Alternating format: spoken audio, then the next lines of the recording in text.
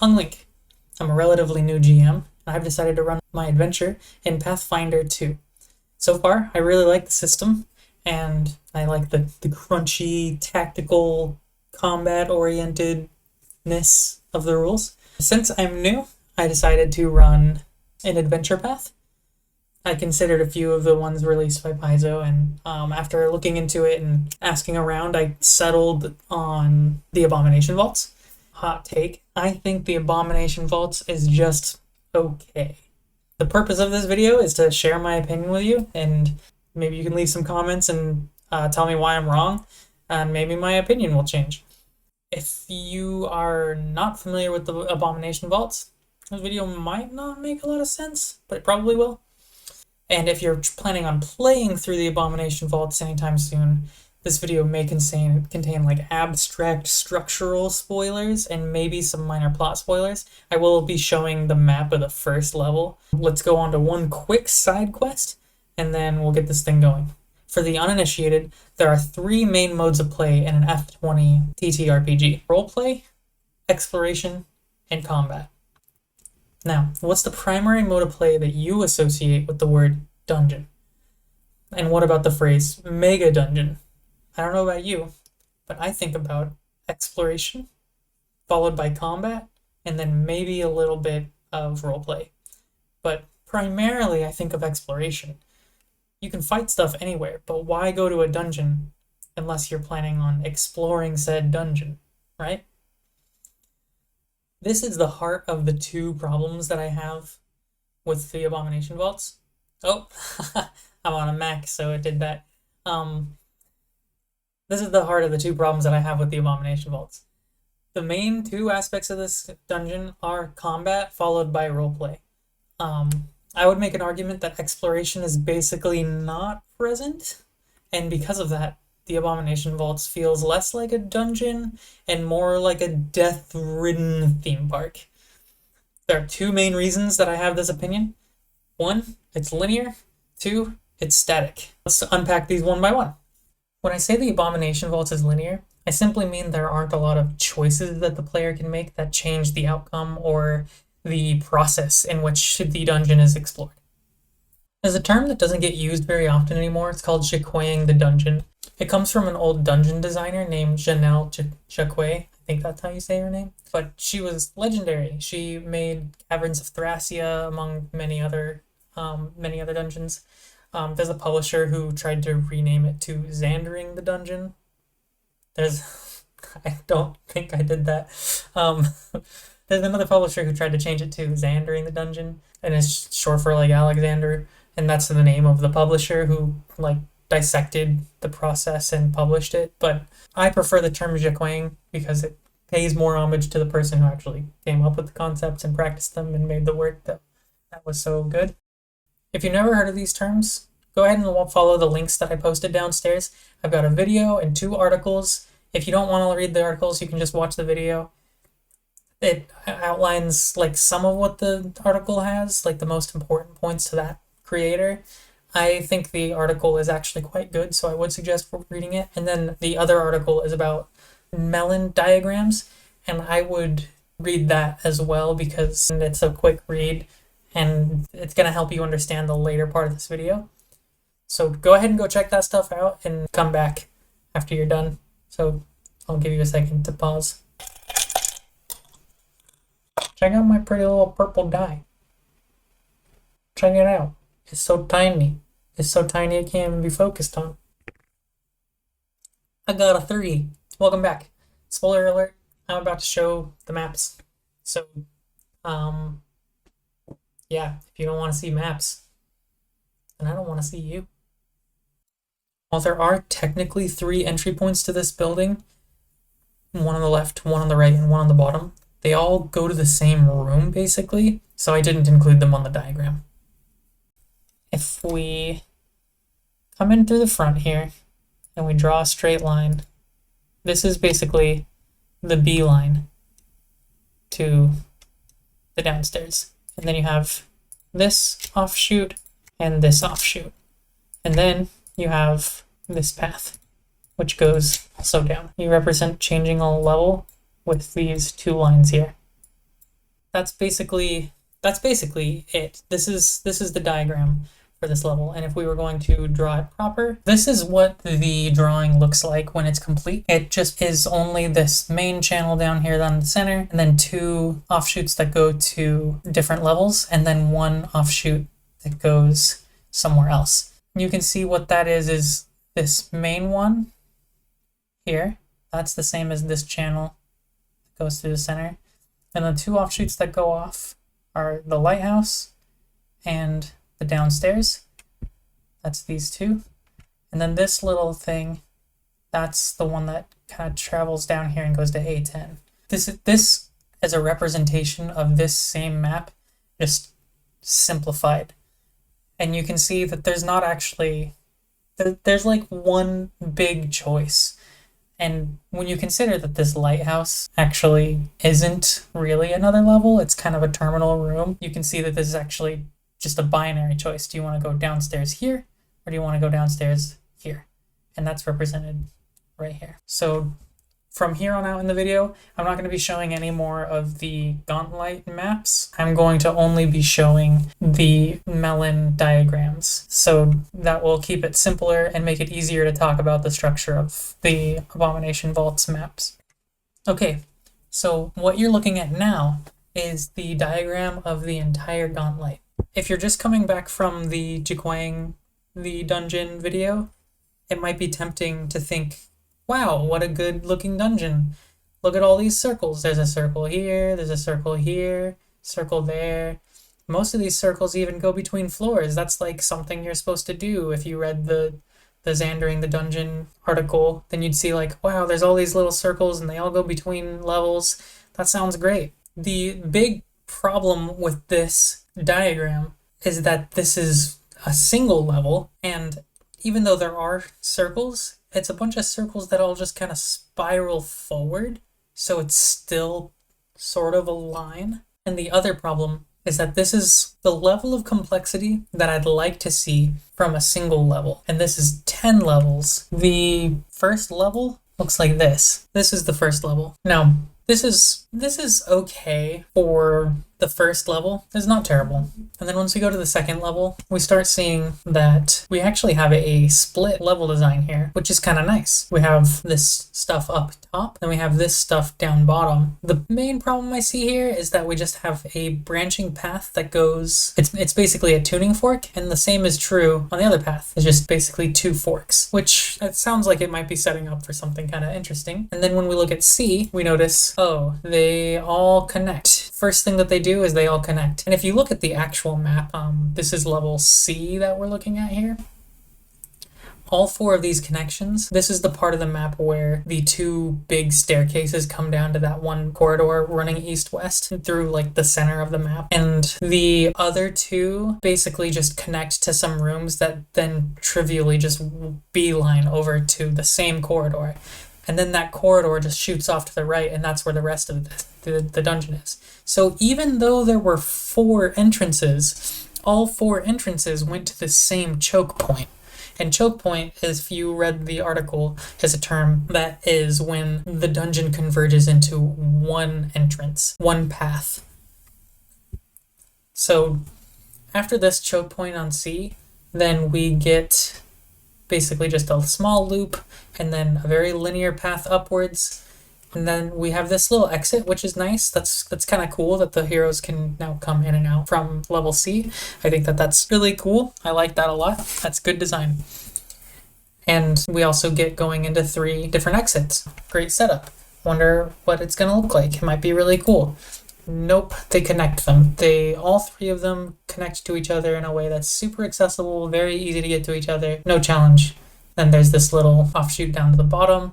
Then there's a hidden path that takes you to the main way, and then there's this alternate path bit. This is just a little circle on the main path, and it all goes to, you guessed it, one big choke point. Now this is the first time that the heroes see an obvious choke point, like one that doesn't hide itself. And there's like story reasons that this is true, and I'm generally okay with this choke point, but the other 2 here are camouflaged as if they're multiple entrances, but they're just more choke points. So let's take a look at E.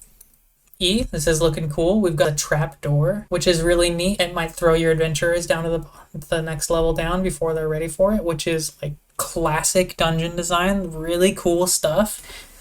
And then you've got this like 4-way split where there's a lot of choices. What are you gonna do? Really cool setup. And then what happens on F?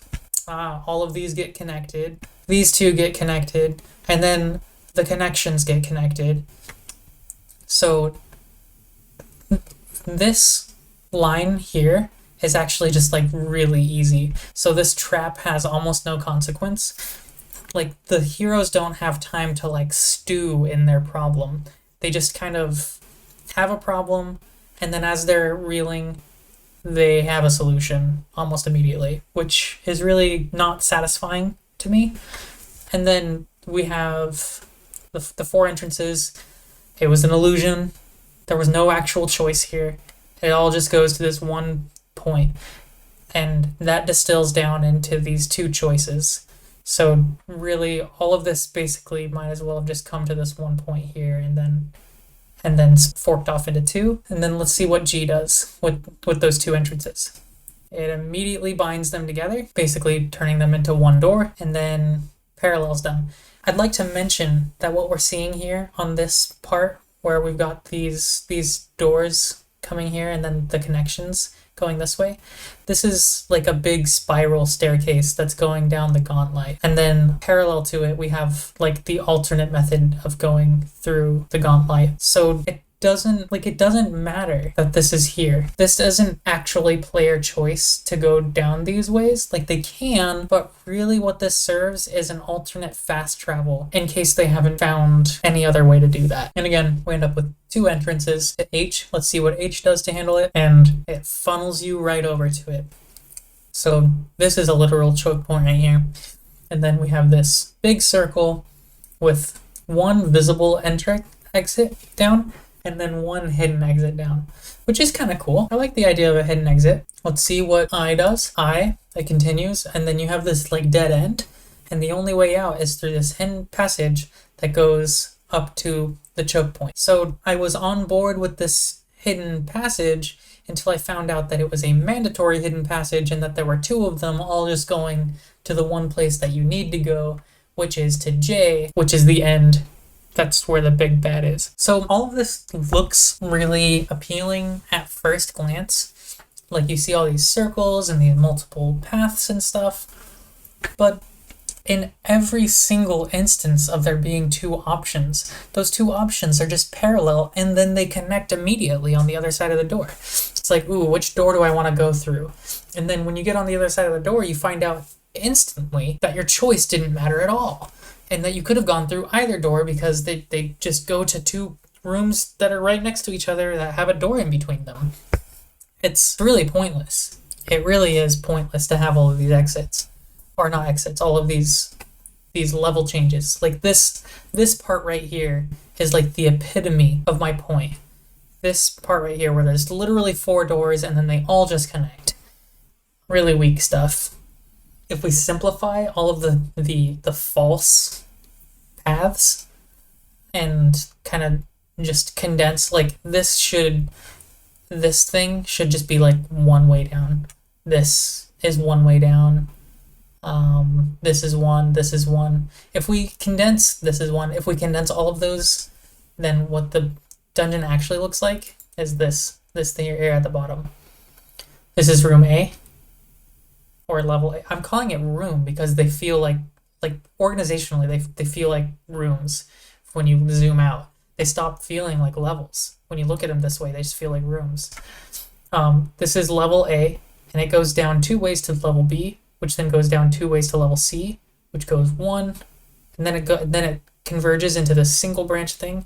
Then you have this double branch here for a second, and that crunches down into a single. Then you have this double with the secrets, and then the big bad at the end. It's just really unfortunate. It's just a super, super linear dungeon. None of your choices really matter. So that's what I mean when I say the dungeon is linear. And my honest opinion, it's too linear for my taste. But The issue that I have actually goes beyond the dungeon design, like the layout, and into the the second issue that I have, which is that the dungeon is stagnant. And that ultimately comes from a linear narrative trying to be told. So Abomination Vaults really wants a certain thing to happen. Like they want the player the module wants the players to go through it and experience a certain thing. So,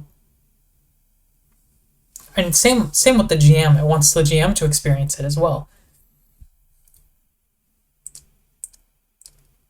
It's hard not to give specific examples, so I'll just outline kind of one of the things I came across. I came across while reading in Floor C. I came across an enemy whose motivations, rituals, routines, all of that stuff was pretty well laid out. But then at the end of the paragraph, it had one sentence that kind of undermined the whole thing, in my opinion, which is the heroes, when they meet this person, meet him in this room. I was like, you just told me this person has a routine, but then you also told me that the heroes meet him here, no matter what time of day, it doesn't matter. When does this person sleep? Doesn't matter. When does this person do their patrols that they say that they do? Doesn't matter. None of it matters. Because whenever the heroes get there, that's where he is. So why even outline his routine? Is that for later, in case they befriend him? It's just really, really weak.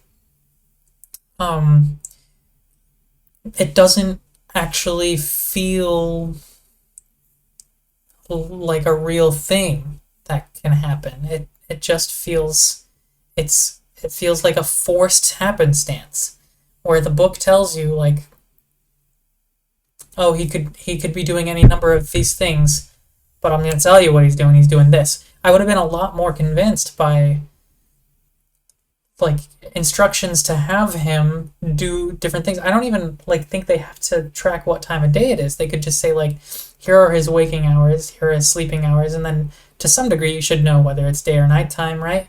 And then they could say any given day he does this, this, and this.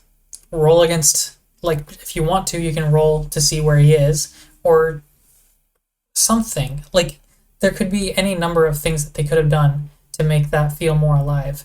Not the least of which would be a random encounter table. Like, the heroes move from room to room, just clearing out these rooms in which there are enemies just waiting for the heroes to show up. It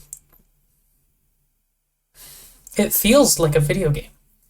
Like, you go into this room, and there are enemies just waiting. You clear out the room. You go into the next one, you repeat. And then you keep doing that until the problem is solved.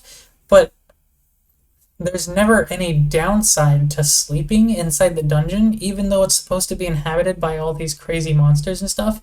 Like, and I know that this is something that you can do as the GM, but that's the point of a module. It's supposed to show you how to do this stuff.